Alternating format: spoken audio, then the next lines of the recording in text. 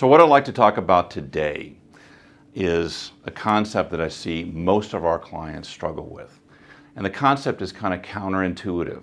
So listen kind of carefully to the way I'm expressing this.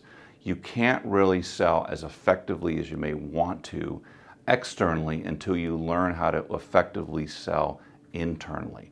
It's kind of an adage of our practice. So let's kind of explore the why about that, because if I'm you, I'm kind of listening to that and trying to process that.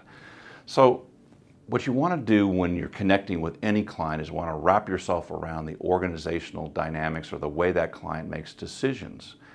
That's about the personas of what exists in that client. And believe it or not, unless you're just a very, very small company, those same personas exist within your company. The technical and operational perspective, the game playing perspective, the procrastinator, the false decision maker. So kind of understanding those dynamics and trying to build a bridge, not build just a relationship, build a connection bridge with those different perspectives will kind of give you confidence as you go to market. Because what it's really about is building resonance and discipline. This is not about a culture building exercise. This is, you all don't have to like each other, but you do have to learn how to respect different perspectives within a team. It's about getting confident about that you may not see every angle when you're connecting with a client. If you're a business development and marketing person, you have to kind of understand that technical people and operations people see the client differently than you see and maybe see risks or perspective that you don't see.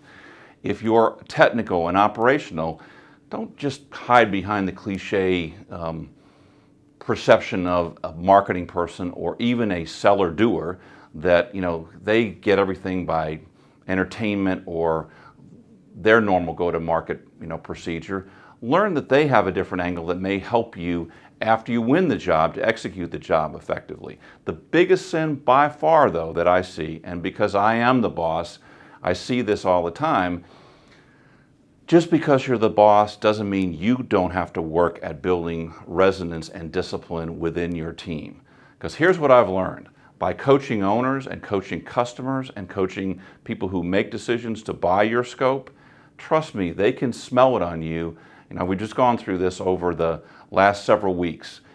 It's not that the client doesn't listen to me, not that the client doesn't listen to my coaches, but they pay a lot of attention to my support team, particularly the project managers. Are those folks respected?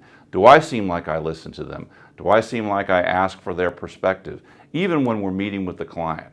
So the punchline is this.